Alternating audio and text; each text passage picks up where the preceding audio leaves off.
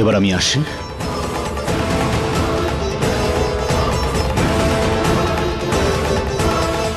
সত্য কঠোর হতে পারে, কিন্তু কখনো হেরে যায় না। লুকিয়ে রাখতে পারবে না সেনাপতি কুলদীপ।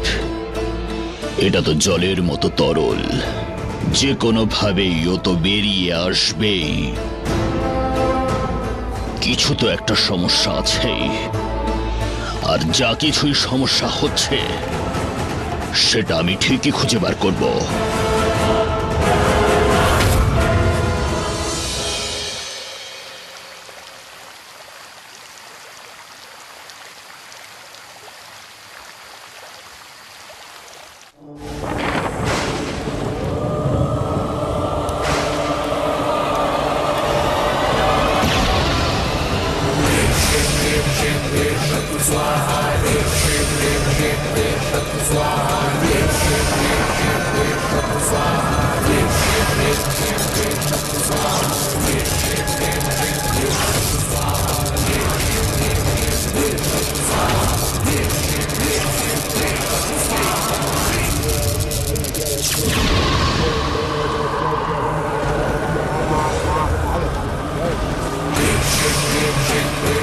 দিদি, এটা তুমি কি করছো? এটা করলে তো শুধু রাজবংশই নয়, আমরা সবাই পুড়ে ছারখার হয়ে যাব। হ্যাঁ বৃন্দা দিদি, করো না। আমরা এখনো বন্দী হয়ে আছি, আর আমাদের শক্তি বাড়ানোর কোনো উপায় নেই আমাদের কাছে।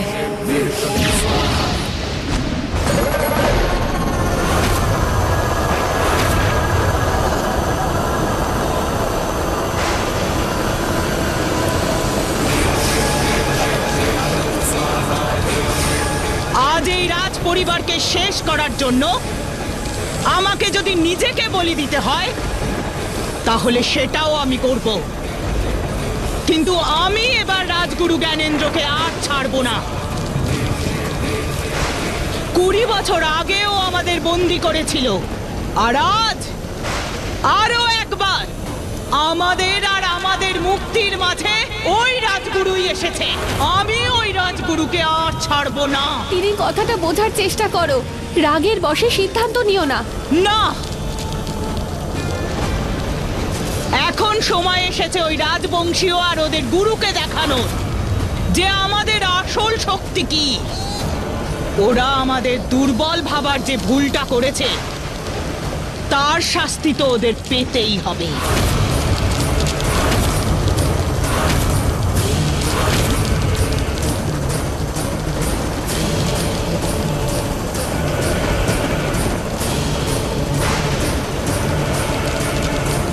সুরেলি, আলবেলি, দিদিকে বুঝিয়ে কোনো লাভ নেই।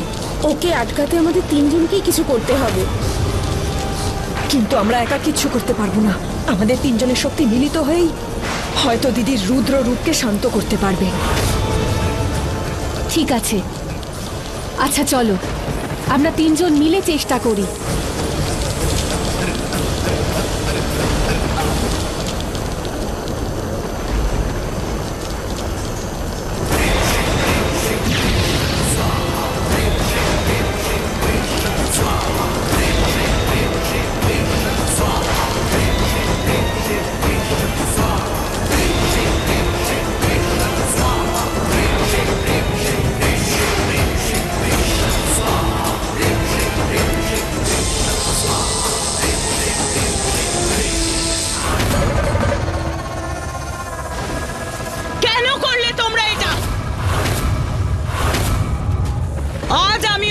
বংশীয়দের সর্বনাশ করতে চেয়েছিলাম, শেষ করে দিতে চেয়েছিলাম এদের।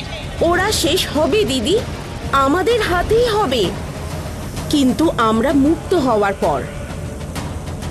দিদি, আমরা লক্ষ্যের খুব কাছে আছি, কিন্তু তোমার এই ক্রোধের কারণে লক্ষ্য থেকে দূরে চলে যাব। হ্যাঁ দিদি, শত্রুদের সাথে সাথে নিজেদেরকে তো আর শেষ করতে পারি না আমরা। এভাবে কি জিততে পারবো আমরা? দিদি শান্ত হও, একটু ভেবে দেখো। হ্যাঁ দিদি, আমরা আমাদের শুভাকাঙ্ক্ষীকে পেয়ে গেছি, সেই হলো আমাদের মুক্তির চাবিকাঠি। এবার শুধু তালা খোলার অপেক্ষা। শুধু একবার একবার এই দরজা খুলে যাক, তারপরে শুভাকাঙ্ক্ষীর সাহায্যে আমাদের বিষ দ্বারা রাজবংশকে আমরা বিনাশ করব।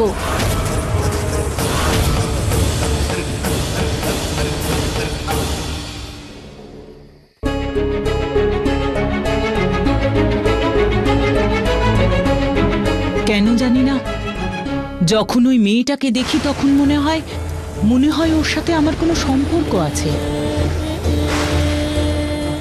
মনে হয় আমার খুব কাছের। তাই জন্যই হয়তো আমাদের সাহায্য করতে পারছে। আমাদের জানতেই হবে ওই মেয়েটা আসলে কে, কোথা থেকে এসেছে, আর ওর সাথে আমাদের কিসের সম্পর্ক।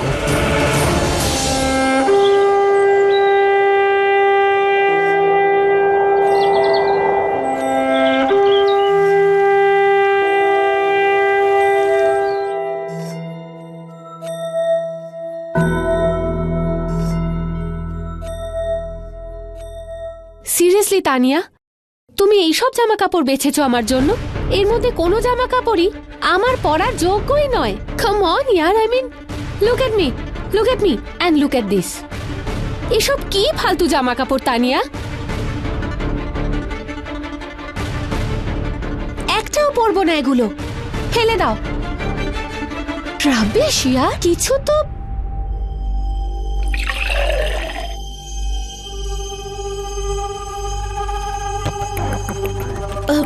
ওকে, রিল্যাক্স।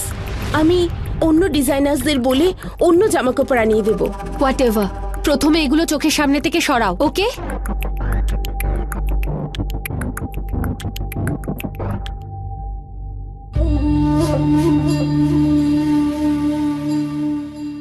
ভেতরে আসতে পারি আমি?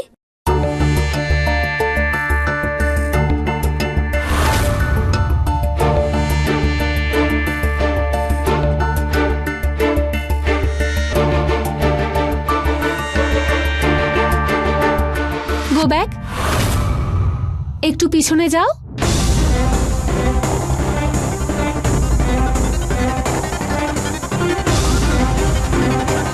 আরো একটু।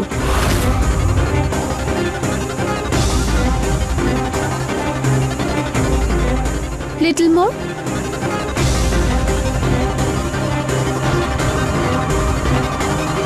এবার ওখান থেকে জিজ্ঞেস করো, may I come in ma'am?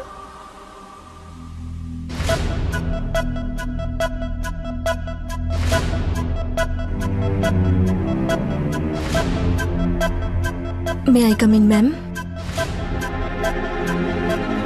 Oh yes, now you can. চলে এসো।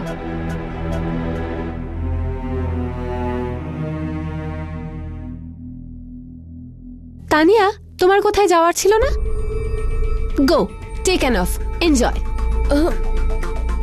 রিয়েলি? কিন্তু আপনার কাজ কি করবে? ও আছে তো, ও করবে। তাছাড়াও খুব অল্প দিনে সকলের খুব পছন্দের হয়ে গেছে। সবার কাজ খুব মন দিয়ে খুশি মনে করে থাকে। সো আই এম শিওর আমারটাও করবে, তাই না বিশাখা? সো সময় নষ্ট করার মতো তো সময় আমার কাছে নেই।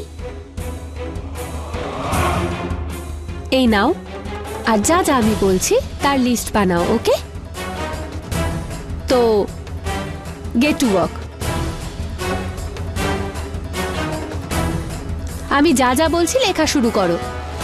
হ্যাঁ, তো লেখো, একটা হেয়ার স্ট্রেটনার, নেইল আর্টের জন্য স্টুডিও বুকিং,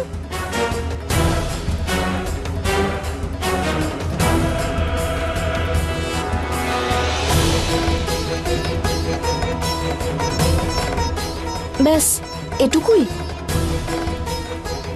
না, আরো একটা জিনিস বাকি আছে। Get up.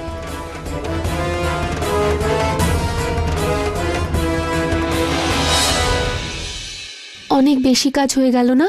অনেক লম্বা লিস্ট লেখালাম আমি।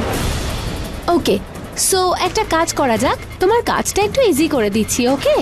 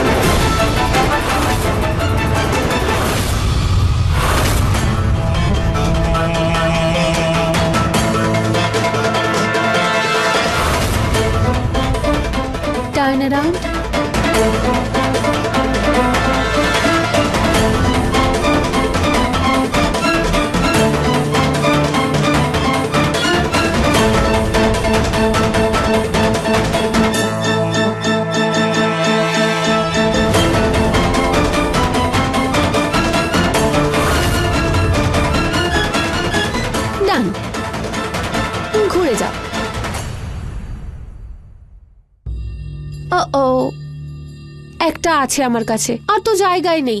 তুমি একটা কাজ করো, এইটা হাতে ধরে থাকো।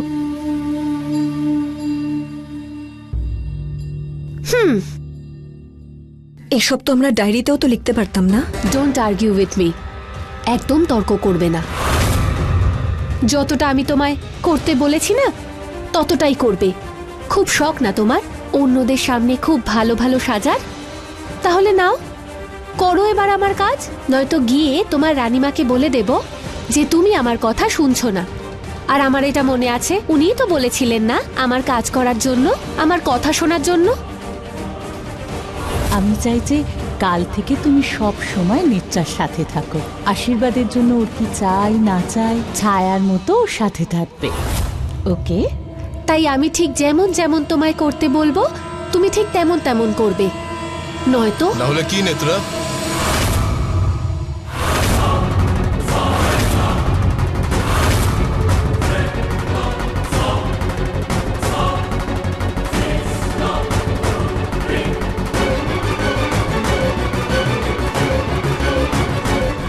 Is this the way to behave? এটা কি অভদ্রতামি নেত্রা? আচ্ছা শোনো বিরাজ, সরি। এক্ষুনি আর এই মুহূর্তে বিশাখার কাছে ক্ষমা চাও।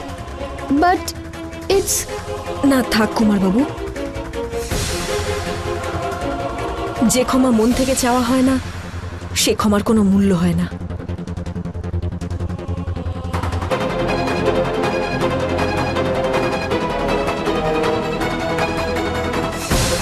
লিসন বিরাজ, আমি শুধু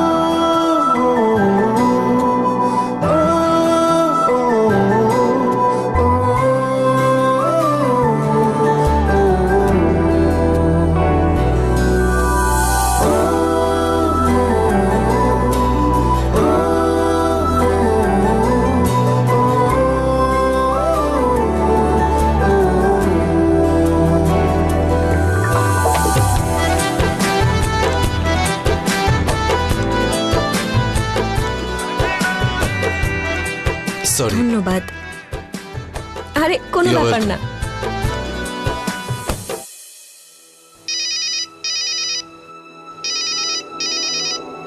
এক্সকিউজ মি। হ্যাঁ, এই নাও।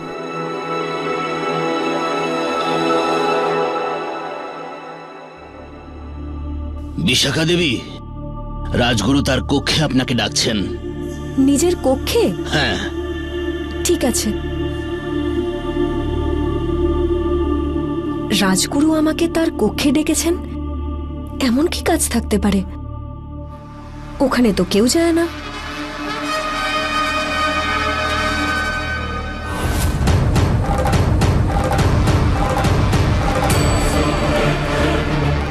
প্রণাম রাজগুরু।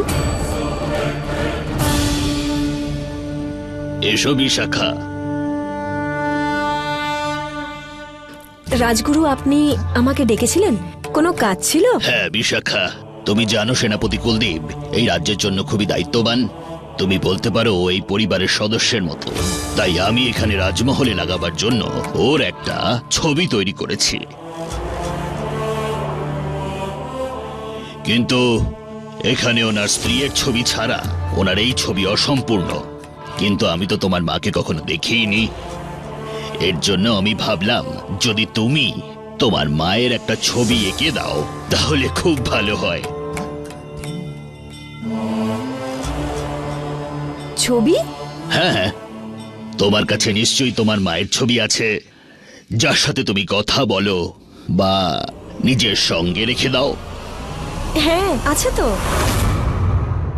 বাড়ির মন্দিরে রাখা আছে। যখন ইচ্ছে করে ছবির সাথেই কথা বলি। তাহলে তো তোমার ছবিটা আঁকতে কোনো অসুবিধাই হবে না। রাজগুরু, আমি তো সেনাপতি কুলদীপের মেয়ের মুখে না শব্দটা একদম মানায় না। আচ্ছা ঠিক আছে, আমি চেষ্টা করছি।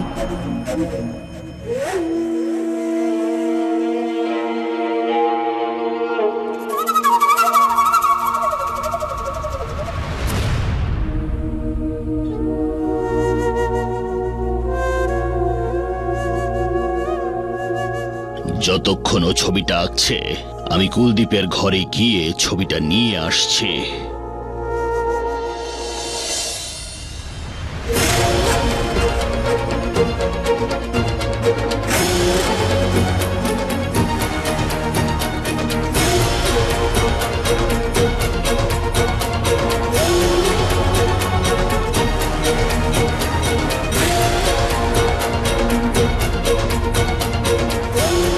কেমন মেয়ে তুই বিশাখা,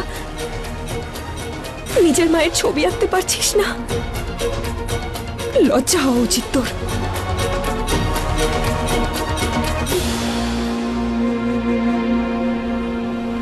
আমায় ক্ষমা করো মা।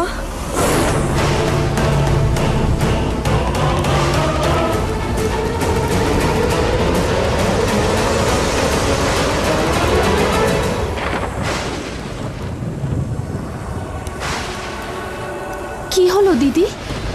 মনে হচ্ছে যেন কেউ আমাকে মা বলে ডাকলো। নিজেকে সামলাও দিদি।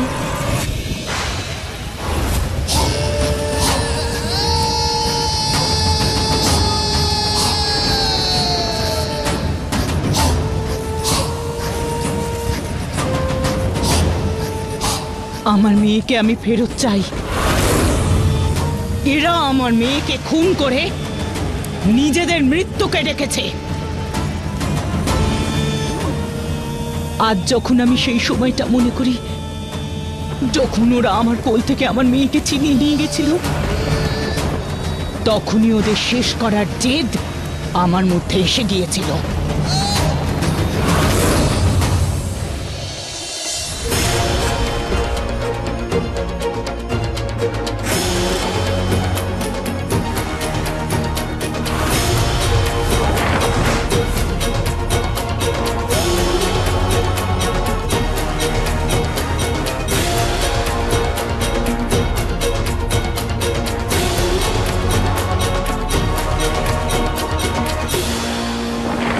দিদি নিজের রাগকে নিয়ন্ত্রণ করো।